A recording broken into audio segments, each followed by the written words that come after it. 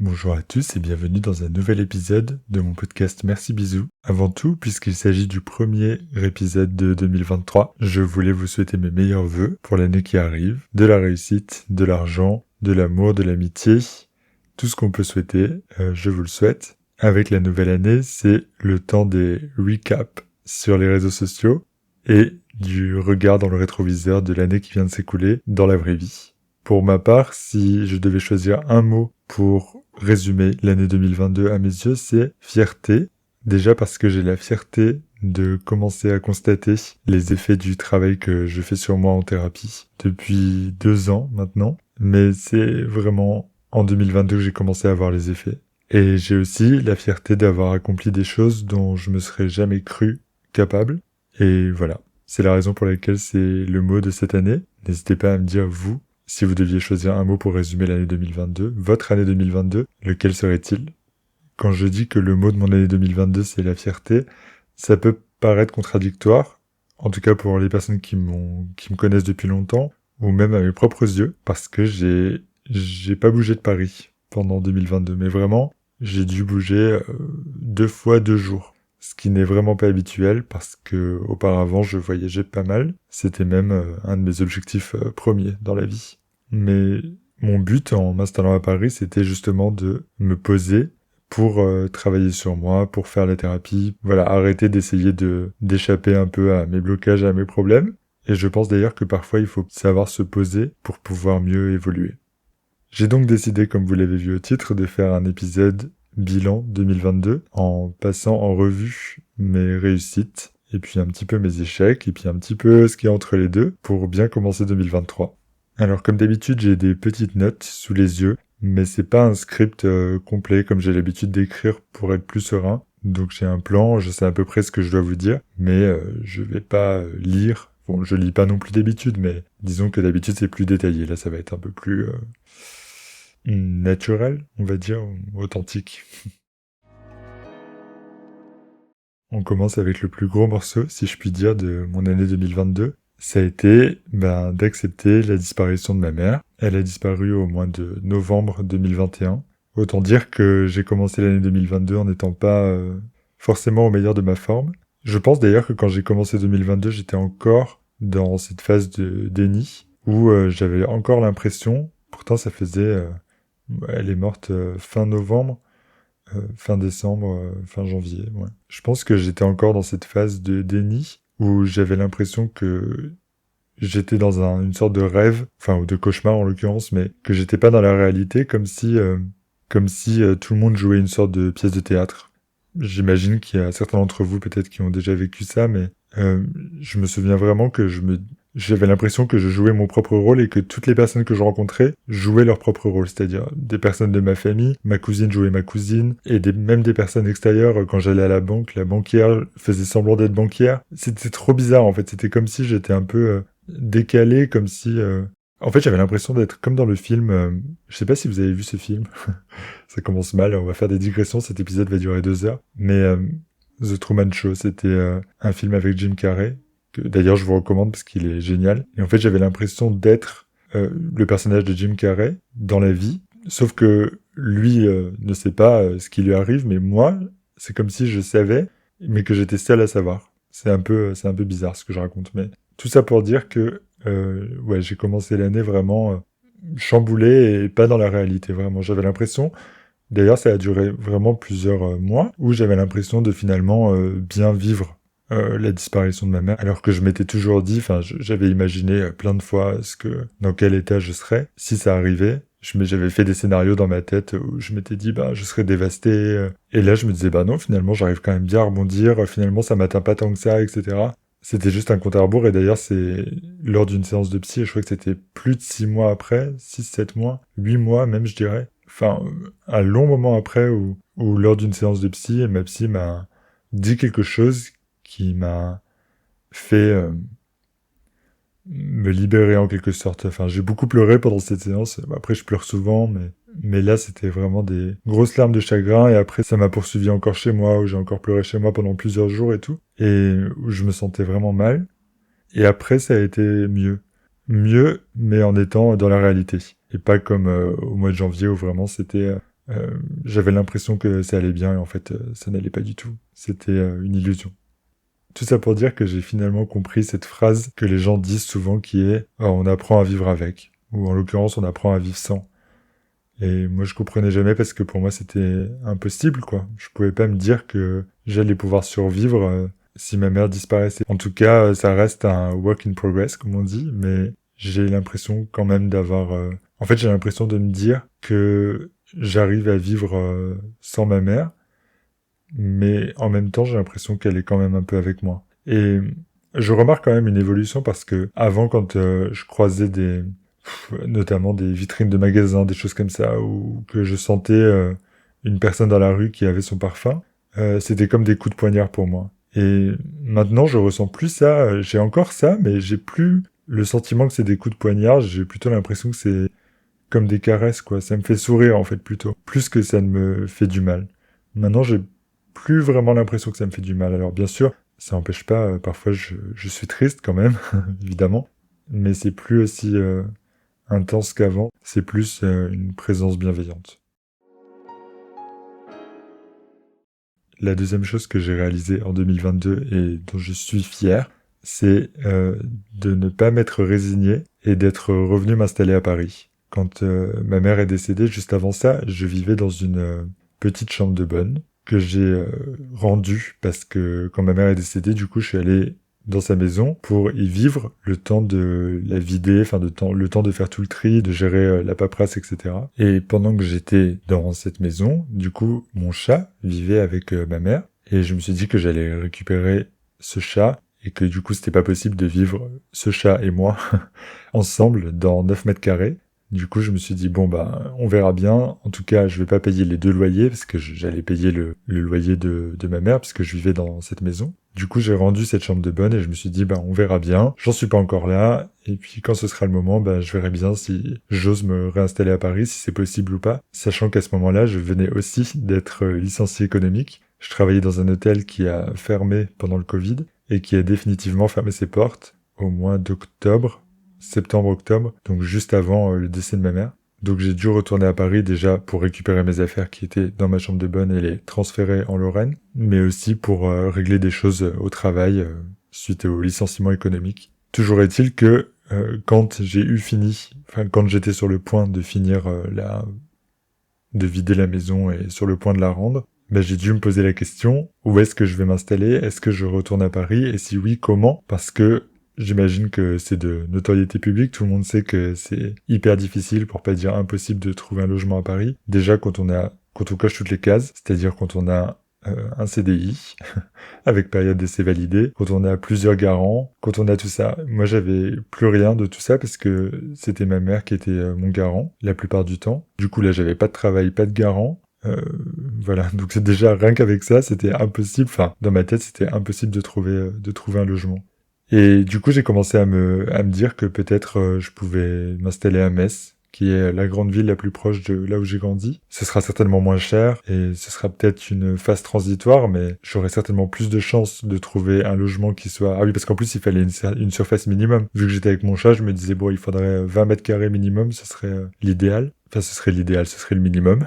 Et du coup, je me disais, bon, bah... à Paris, ça va être impossible, alors je vais regarder à Metz. Et puis finalement, quand j'ai regardé les annonces, je me disais finalement les prix, c'est pas si peu cher que ça. Moi, je m'attendais à ce que ce soit vraiment pas cher. Je me disais même, pour rassurer un éventuel propriétaire, je pourrais dire que je peux payer des loyers d'avance, le temps de trouver un travail, etc. Et en même temps, cette idée, cette perspective, ça me déprimait, vraiment. Parce que je me disais, ben, j'ai pas envie de retourner en arrière. J'ai déjà vécu à Metz. C'était cool le temps que ça a duré, mais j'ai pas envie d'y retourner. Moi, je suis bien à Paris. J'aime bien cette ville. J'aime bien les opportunités que ça m'offre. J'aime bien pouvoir sortir, pouvoir acheter des BN à 23h si je veux. Enfin, ça, c'est un peu débile, mais c'est juste pour dire que à Paris, je me sens libre, alors qu'à Metz, je me rappelle que déjà à l'époque, je me sentais prisonnier. Et je voulais pas retourner là-dedans. En même temps, je me disais, ben, c'est la seule solution. Et puis, finalement, je me suis dit, bon, essaye quand même. Donc, j'ai mis une story sur Instagram où j'ai dit, ben voilà, je cherche un studio avec temps, etc., possibilité de payer les loyers d'avance. Et puis, j'ai demandé à une amie d'enfance d'être mon garant, qui a gentiment accepté, que je remercie si elle m'écoute. Tu me manques beaucoup, si tu m'écoutes. Voilà, je fais un petit message personnel. En tout cas, j'ai posté cette story et une personne de mes contacts qui est agent immobilier m'a répondu et m'a dit bah voilà, j'ai ce logement, peut-être ça peut t'intéresser, c'est dans tel quartier à Paris, etc. Et bon bref, je vais pas rentrer dans tous les détails. J'ai expliqué la situation à cette personne qui m'a dit ben je vais donner ton dossier, on verra bien si des propriétaires acceptent, etc. Et il se trouve qu'une propriétaire a accepté assez vite, très vite même d'ailleurs, je dirais. Et du coup pour moi c'était fou. Alors c'était un peu moins de 20 mètres carrés, mais c'est toujours plus que les 9 mètres carrés dans lesquels je vivais avant. Et les toilettes ne sont pas sur le palier cette fois-ci, donc ça c'est génial, c'est le grand luxe. Mais du coup tout ça pour dire que si j'avais pas posté cette story, ben je me serais certainement résigné parce que je me serais dit que c'était impossible, sans même essayer. Voilà, s'il y a une petite morale à retenir de ça, c'est qu'il faut toujours essayer, même si... Enfin, il faut pas partir perdant d'avance. Il faut essayer. Et puis si ça marche pas, tant pis, mais on essaye quand même. Donc voilà, je dirais que c'est une des meilleures décisions que j'ai pu prendre cette année. C'était de ne pas me résigner, d'essayer et de pas être fataliste, et finalement ça a marché. Donc voilà, je suis trop content d'habiter à Paris. J'aime toujours Paris. Je commence à voir un petit peu les défauts. J'ai plus tellement les étoiles dans les yeux du début. Mais je vois ce que ça m'apporte. Je vois la chance que j'ai d'être ici pour avoir déjà vécu ailleurs. Et voilà, j'en suis très heureux. Donc revenir m'installer à Paris, ne pas me résigner à rester en Lorraine, c'est une de mes fiertés de 2022. La troisième chose que j'aimerais aborder, c'est que en 2022, j'ai fait de gros efforts. Alors c'est toujours pas parfait, mais est-ce que ça peut vraiment être parfait dans... Je pense que c'est un peu le cheminement d'une vie. Mais en 2022, j'ai vraiment commencé à accepter d'être qui je suis. Alors ça paraît très gros dit comme ça, mais c'est surtout me réapproprier en quelque sorte des reproches qu'on a pu me faire par le passé sur ma façon d'être. Par exemple, on m'a souvent reproché d'être trop sensible ou trop susceptible, trop intense, d'être un peu diva, un peu princesse, d'être lent aussi. Voilà, je vous donne un peu tous les exemples à la volée, mais en gros, c'est des reproches qu'on m'a fait souvent. Alors, c'était plus ou moins volontaire, c'était plus ou moins tourné de façon à ce que je ne prenne pas mal, vu que je suis une personne susceptible. Mais en gros, voilà, on m'a souvent dit que j'en faisais trop aussi, que je prenais les choses trop à cœur, trop personnellement, que c'était pas personnel, mais que je le prenais personnellement. Alors, je me suis remis en question, évidemment, parce que c'est un truc que je fais quand même souvent. Et oui, alors, c'est vrai que j'avais tendance, j'utilise le passé parce que je suis optimiste, mais j'avais tendance à prendre les choses, certaines choses, personnellement, alors que c'était pas personnel. Mais je pense que ça vaut un peu pour tout le monde. Il y a toujours des sujets où on est plus sensible que d'autres, selon notre vécu. Mais après, c'est vrai que c'est quelque chose qu'il faut travailler, et c'est un reproche que je peux entendre parce que c'est vrai que parfois, quelqu'un fait quelque chose ou dit quelque chose, c'est pas dirigé vers nous, c'est nous avec nous-mêmes, on se crée des scénarios et on se dit ah bah oui, cette personne a dit ça parce qu'elle pense ça de moi, etc. Non, non, cette personne a dit ça, point. Et parfois, faut juste pas chercher plus loin. Parce qu'on se torture tout seul, en vrai. En revanche, il y a d'autres choses où juste je me suis assumé, en fait, j'ai décidé d'assumer que ça fait partie de moi, c'est ma façon d'être, et je fais de mal à personne, je pense. Donc, si ces points-là sont remplis, je pense que j'ai pas à m'excuser d'être moi-même. Alors, quand on me dit que je suis très intense, bah oui, je suis très investi dans tout ce que je fais, je suis sérieux, je suis méticuleux, je prends les choses à cœur, et je vois pas en quoi ce sont des défauts. Pour moi, c'est plutôt des qualités, c'est même plutôt des choses que je pourrais dire en entretien d'embauche. D'ailleurs, je vais le noter parce que j'ai un entretien cette semaine. En gros, voilà, c'est des choses où j'avais essayé de me changer par le passé en me disant bon bah je vais essayer d'être plus calme, plus enfin je suis quelqu'un de calme mais disons moins intense quoi. Ne pas pleurer au moindre truc, etc. Pleurer, je m'en suis empêché pendant des années. En tout cas, j'ai des émotions qui sont plus intenses que les autres, ça c'est sûr. Et je les laisse exprimer désormais. Et parce que c'est sain pour moi, et tant pis si ça gêne les autres, il faut qu'ils se renforcent parce que moi je ne vais pas changer. J'ai mis trop de temps à accepter qui je suis, je refuse de faire marche arrière. La quatrième chose qui est une de mes grandes fiertés de 2022, c'est d'avoir créé ce podcast. Ce podcast que vous êtes en train d'écouter, je suis très fier d'avoir osé surtout. En fait, c'est surtout ça, d'avoir osé le commencer parce que j'ai acheté le micro, enfin je me souviens avoir acheté le micro et le laisser pendant plusieurs semaines et me dire bon ben il me faisait peur en fait ce micro, je savais pas trop comment faire, par où commencer. Et ça m'a rappelé que, d'ailleurs je l'avais noté sur le post Instagram où j'annonçais que je lançais ce podcast. Je disais que j'avais voulu essayer YouTube il y a plusieurs années, mais que me voir parler face à la caméra, c'était pas possible. J'étais pas suffisamment à l'aise avec moi-même pour faire ce genre de choses. Et pour moi, le podcast, c'était un bon compromis parce que ça me permet d'être 100% honnête. Ça, je l'ai pas dit à l'époque, mais c'est un truc dont je me suis rendu compte en le faisant. Et aussi en parlant un peu en thérapie, j'avoue. Le podcast, ça me permet d'être à la fois archi visible et caché en même temps. Dans ce podcast, je suis 100% honnête. Je dévoile, mais alors, toute ma vie, sans aucune limite. Je dévoile des choses que je dirais pas forcément à une personne si je l'avais en face de moi. J'en suis même sûr d'ailleurs. Et le fait de pas être vu, déjà bon, j'ai personne en face de moi, mais j'ai pas non plus de caméra et surtout il faut pas que je me re-regarde. M'écouter, ça passe. Mais si je devais me re-regarder pour faire le montage et tout, je pense que je supprimerais directement la vidéo. Donc de par ce biais-là, j'ose me montrer plus vulnérable. Et le fait aussi de pas avoir une discussion en direct avec quelqu'un, bah ça aide aussi. Parce que ça se passe en 2 temps. C'est-à-dire là, je suis en train d'enregistrer, ensuite je vais faire le montage, et ensuite vous écouterez. Je sais, enfin je commence à me connaître, ça fait un moment que je vis avec moi-même, et je sais que dans une discussion en direct, enfin là, quand je parle, là, j'ai personne en face de moi, et je suis pas soumis à la réaction de la personne que j'ai en face, à vos réactions. Alors qu'en vrai, je sais que je suis très sensible à la personne que j'ai en face, à ses réactions, à ce qu'elle peut penser, etc. Et puis j'ai vite fait de me faire des films, à me dire, ah bah voilà, elle pense ça parce que j'ai dit ça, donc j'aurais pas dû dire ça, j'aurais mieux fait de dire ça. Et tout ça, bah ça y est pas à travers le podcast. Et du coup, bah mon discours, je modifie pas mon discours en fonction de ça. Et surtout, bah j'ai pas de place pour interpréter, pour surinterpréter vos réactions puisque je ne les vois pas. En tout cas, je suis très heureux et très fier, je peux le dire, je pense, d'avoir lancé ce podcast, même si bah, c'est un petit truc, quoi. Je suis loin d'être expert dans le domaine. Je fais vraiment avec le strict minimum. J'ai aucune compétence particulière pour faire ça et je pense que ça se voit. Mais c'est un truc qui me plaît et ça me plaît de partager. C'est quelque chose que j'ai toujours voulu faire et c'est juste qu'avant, j'avais pas connaissance des podcasts. Je savais pas ce que c'était et voilà, pour moi, c'est un bon moyen de partager parce que c'est un truc qui me plaît. Voilà, et en plus j'adore parler. Mes amis à qui j'envoie des vocaux qui durent 6 heures peuvent le confirmer, je pense. La 5e chose dont je suis fier, ou en tout cas, encore une fois, c'est un peu un work in progress, mais c'est quelque chose sur lequel quelque chose que j'ai découvert sur moi-même. Pas découvert, mais si, enfin, bon, je vais expliquer. Je suis fier d'avoir appris à communiquer plutôt que de me faire des films, de me faire des scénarios dans ma tête. Et ça, c'est, encore une fois, c'est ma psy. Alors, ça, c'est un peu... Cet épisode, c'est un peu une lettre de remerciement à ma psy, parce que c'est elle qui m'a conseillé de faire ça, parce que moi, je lui ai raconté tous les films que je me faisais dans ma tête, et c'est elle qui a soulevé la différence entre ce qui se passait dans ma tête et ce qui se passait dans la réalité. Et à quel point c'était dans ma tête c'était tragique alors que dans la réalité c'était normal quoi. Enfin voilà, au tout début quand j'ai commencé à la voir, je voulais à tout prix avoir un copain, je comprenais pas pourquoi j'arrivais pas, je comprenais pas pourquoi ça marchait pas.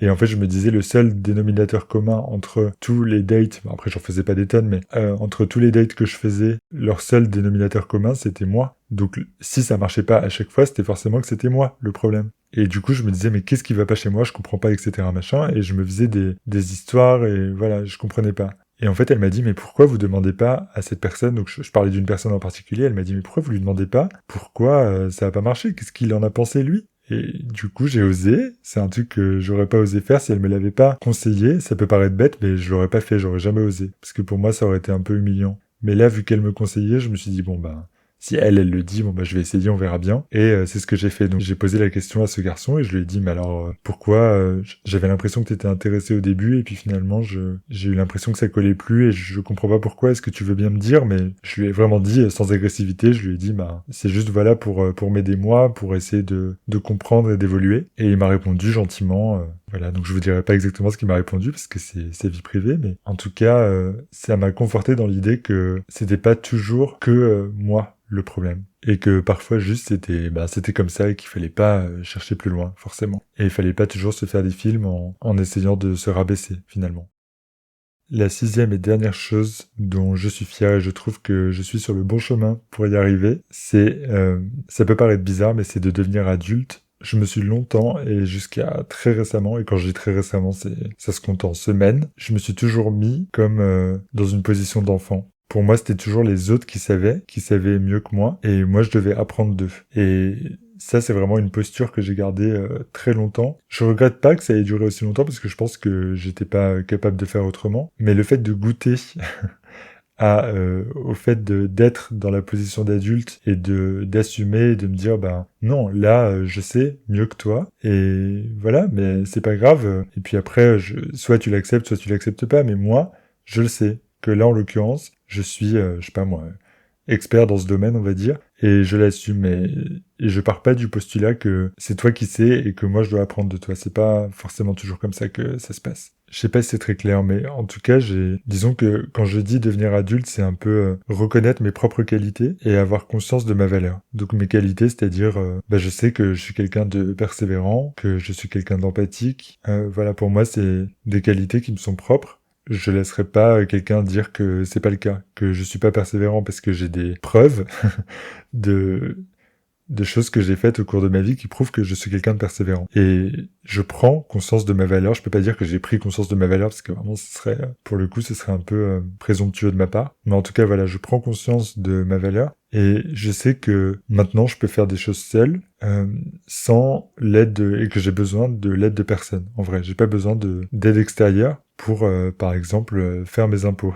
Même si j'avoue que ce serait pratique et que parfois j'aimerais. Mais c'est juste un exemple pour dire que je me sens plus indépendant et je me sens plus adulte. Et que si je prends une bonne décision, je suis la seule personne à féliciter. Et si je prends une mauvaise décision, j'en assume entièrement les conséquences et je serai le seul à blâmer pour. Mais en tout cas, ce sera une décision que j'aurais prise, moi, seul, en tant qu'adulte. Voilà, je vous ai donné quelques exemples pour illustrer et pour expliquer pourquoi mon mot de l'année 2020, c'était la fierté. Je sais que ça fait 20 fois que je le répète, mais j'en suis fier.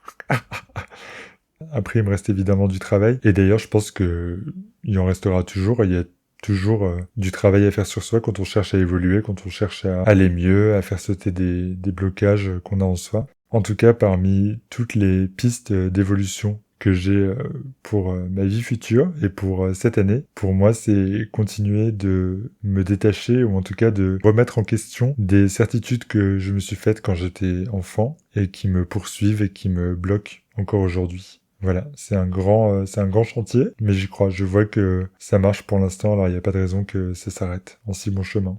Pour moi, 2022, ça a été à la fois le pire et le meilleur. J'ai eu l'impression à la fois que le sol s'est dérobé sous mes pieds et en même temps, des grandes portes se sont ouvertes en face de moi. C'est une une métaphore qui vaut ce qu'elle vaut, mais en tout cas, qui, je pense, exprime bien l'année que j'ai passée. Maintenant, j'aimerais savoir, vous, quel est votre bilan de votre année 2022? Est-ce qu'il est plutôt positif ou négatif? Sachant que s'il est négatif, c'est pas une fatalité, au contraire, hein. Le négatif, ça nous apporte souvent beaucoup aussi. Il faut juste, en général, un peu de temps pour s'en rendre vraiment compte. Si vous pouviez résumer votre année 2022 en un mot, lequel serait-il? J'ai hâte de savoir. Vous pouvez me le dire sur Instagram, sur TikTok, sur YouTube, sur Facebook, partout, en fait, hein. Sur tous les réseaux, finalement. J'ai hâte de vous lire, j'ai hâte d'avoir vos messages. Je vous remercie de m'avoir écouté et suivi pendant l'année 2022 et j'espère que ça continuera en 2023. D'ici là, je vous embrasse bien fort, je vous dis à très vite pour la suite. Prenez bien soin de vous